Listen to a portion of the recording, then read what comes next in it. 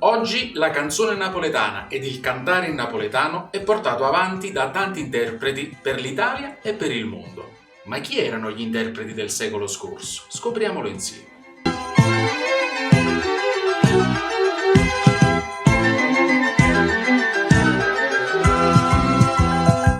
Salve a tutti! Con questa rubrica cercheremo di scoprire e riscoprire alcuni degli interpreti della canzone napoletana del Novecento.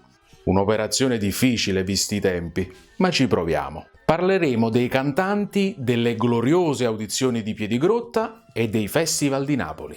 Dei cantanti conosciuti grazie alle copielle e ai 78 giri, fino ai programmi radiofonici e televisivi nazionali. Per intenderci, l'internet dell'epoca. Parleremo dei cantanti nati tra il 1900 e il 1965. Questa puntata è dedicata ad una bella voce degli anni 50, Alberto Berri. Alberto Berri, all'anagrafe Alfredo Cannavale, nasce a Napoli il 4 agosto del 1923. Vive una vita agiata, il padre è orafo e gli zii sono produttori di famosi profumi Cannavale. Parte per il fronte e dopo l'armistizio viene fatto prigioniero dai tedeschi in Grecia. Ritorna a casa solo nel 1945 e trova la famiglia in una situazione economica difficile. Non si avvilisce e inizia a lavorare come barista, non perdendo mai l'abitudine di cantare.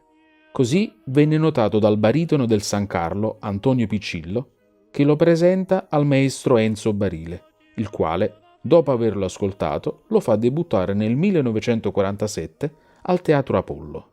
Viene ingaggiato nel 1949 dalla casa discografica Vis Radio e nel 1957 passa alla Phonotype, incidendo complessivamente oltre 150 canzoni. Gennaro Pasquariello, dopo averlo ascoltato nelle interpretazioni di Bella di notte, ad una festa popolare nel 1949, gli disse «Professor, voi tenete nonze voce e un guindale coro». Dal 1952 canta a Radio Napoli, con l'orchestra diretta dal maestro Nello Segurini, e nel 1955 vince il Festival di Velletri. Nel corso della sua carriera partecipa con successo a riviste, Piedigrotte e tournée in America ed in Africa. Con la sua voce naturale canta i brani classici, ma non disdegna il repertorio moderno napoletano ed italiano. Nel 1953 sposa la signora Emilia, conosciuta durante una festa di piazza, e 12 anni dopo, il 14 agosto del 1965, dà alla luce Antonello, il figlio tanto desiderato. Purtroppo la felicità dura poco, perché le forbici infette usate per tagliare il cordone ombelicale del piccolo gli procurano un tetano con conseguente ricovero in sala di rianimazione. Poche sono le speranze di sopravvivenza, ma i miracoli a volte avvengono. Il piccolo supera la crisi ed egli, per voto, decide di ritirarsi dalla vita artistica per dedicarsi alla famiglia.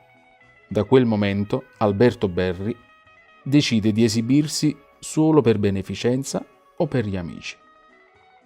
Muore a Napoli il 22 settembre del 1998 a seguito di un male incurabile. Ci sarebbe tanto da aggiungere, ma il tempo a disposizione è finito. Fortuna che c'è internet! Vi invito a cercare le canzoni su YouTube. Vi invito a cercare nelle enciclopedie che parlano della canzone napoletana e dei suoi interpreti. Per chi volesse vedere questa puntata ed altre, può farlo visitando i social. E con questo ci salutiamo dando spazio alla voce. E ricordate, la memoria ci salverà dall'omologazione. Penso. Grazie per la visione e alla prossima. Statevi buoni!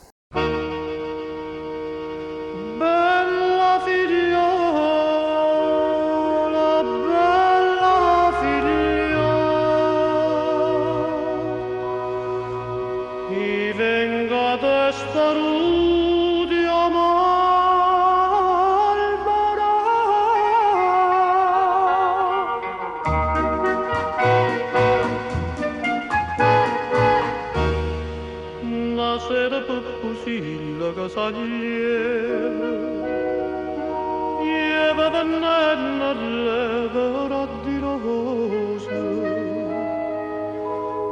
ma chiama la figliola frucculosa.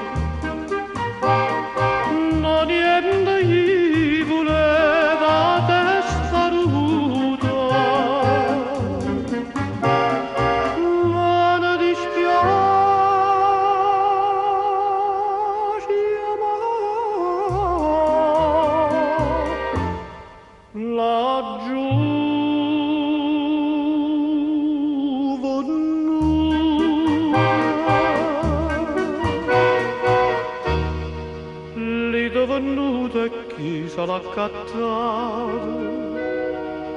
Nu giovane barbiera martinato,